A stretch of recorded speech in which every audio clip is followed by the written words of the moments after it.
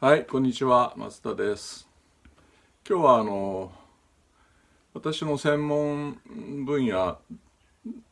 であるというか、あったというか、インダストリアルデザインということについてちょっと考えますね。このデザインの中でもインダストリアルデザインっていう領域があるんですけども、人によってはプロダクトデザインって言ったりしますけども、そもそもは、広い意味での産業ですよね。でそれとデザインの関係をこう見ていくということなんですけども、ちょっと考えるとね、非常に機械的でメカニカルで冷たい世界のように感じるんだけど、実は逆で、そもそも工業化によって物がたくさん作られ始めるとですねいい面と悪い面があるんですね。一つはいい面は多くの人に必要なものが行き渡るという大量に作られることによってね、でしかも低価格で、分配されるわけですね。でそれで今まで、まともな道具が使えなかった人たちが使えるようになる。でマイナス面ではそれによって品質が落ちるとかですね、なんとなく標準化されて同じようなものがいっぱい出てきちゃって個性がなくなるとか、そういう意味で面白くないとかで、ヨーロッパなんかはどっちかというとそこに対して、切り込んでいって工業生産を前提としてももっとマシなものが作れるんじゃないかとかですね、そういう取り組みをしていく動きがあったんですけども、アメリカはどっちかというと大量生産によって多くの人が、便利なものが手に入るということにポジティブな反応を示したわけです。で、デザイナーもそれに対して協力をしていくわけですけども、最初の頃のデザイナーの役割というのはですね、工業製品なので、どっちかというと、エンジニアリング的に低コストで生産性のいいものをたくさん作っていくということに対して、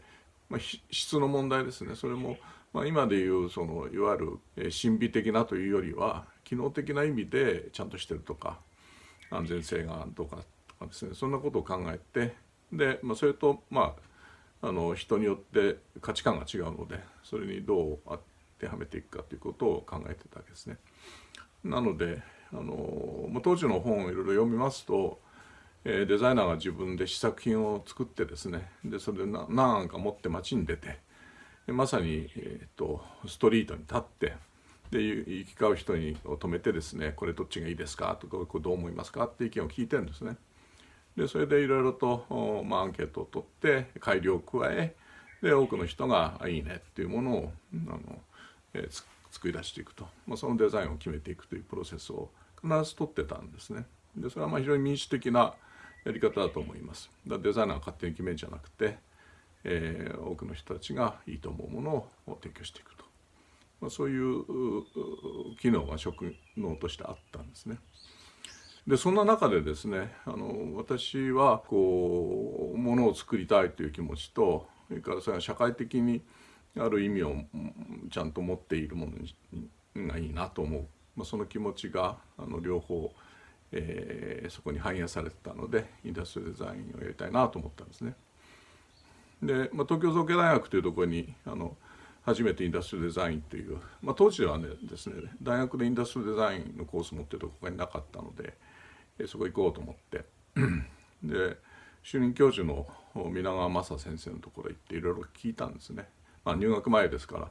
生意気な高校生というか、浪人生ですけども行っていろいろ聞いたんですけど、その時に皆川先生が戦後インダストリーデザインを志して行かれるわけですけども、でその頃にですね、何をがきっかけになったのかっていうと、当時東京の、一律一中って言ったんですけど、東京私立第一中学校で、これは後に東京都立九段高校になってですね、今中高なんとか学校になってますけど、私の母校でもあるんですけども、たまたまその先生もそこのご出身で、その学校行く前にですね、お堀の外堀に橋がかかってるんですね。でその下にそのお堀で汚い木造の船を浮かべて、でそこで家族が住んでるという水上生活者という、今はもういませんけども、そういう人たちがいっぱいいたんですね。住む場所が他にないということでそれをこう見下ろしてると、空き瓶とか空き缶にですね花を生けて飾ってるというのを、先生ご覧になって、でそのそばでかけた茶碗で飯食ってる。でこういう人たちにこそちゃんとしたね、それにふさわしいものを供給しなきゃいけないんだというふうに強く思われたということから、デザインを志すわけですけども、そういう動機があったんですね、当時はね。で当時はって変ですけども、歴史的には。ですのでインダストリーデザインというのは必ずしもたくさん作ってたくさん売って大儲けをするとかそういう話ではないんですね。インダストリーというものが人々の暮らしとか、生活にどうやって、貢献していくかということがベースにあるわけですね。でやがて、いろんなことがこうある中で、大きな企業がね家電製品作ったり自動車作ったりいろいろしてこう産業がでかくなっていく、それにデザイナーたちがこういろいろと役に立って、いわゆるビジネスのためのデザインが転移していくわけですけども、それでもねまた大したもんでアメリカ人たちはそうですね、1950年代60年代70年代ぐらいまでかな、さんざっぱら大きな仕事をしてお金を儲けた連中がですね、夏になると1ヶ月ですね、みんなでコロラドかどっかの砂漠の中に集まってですね、で仕事を一切せずに1ヶ月間無料で大量生産のコンシューマーグッズではないもののデザインをしてたんですね。でそれはどういうものかというと、例えば車椅子とかですね、さまざまな特殊な、道具を必要としている人たちのための道具のデザインね。でこれはもうマーケットも小さいし、一つ一つこう特殊ですから手もかかるし、いわゆる大量生産からこう外れちゃうんですね。で従って、品質もなかなかいいものが作れない。そこにプロとして関わっていくことで、少しでもいいものを作っていこうと。でそれをタダでやってたんですね、無償で。そのためのドネーションの仕組みもあってですね、みんなで12ヶ月の1ヶ月分ぐらいはそういった社会にお返しをしていくという運動もあって、そうこうしているうちにあるデザイナーがですね、センセーショナルな本を書くんですね。それがビクター・パパネックというデザイナーで、Design for the Real World と日本語では生き延びるためのデザインかなというのを書きます。でこれが1972年かなんかに出版されて非常にセンセーショナルだったんですね。でそれの翻訳されたのを私も読みました、すぐにね。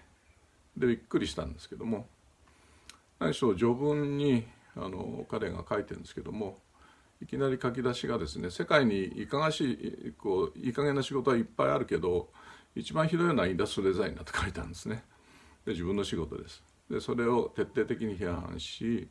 要するに必要もないものをいっぱい作ってそれを高く売りつけて商売していくと、そういうことの片棒を担いでいる連中だっていうことを言ってるんですけども、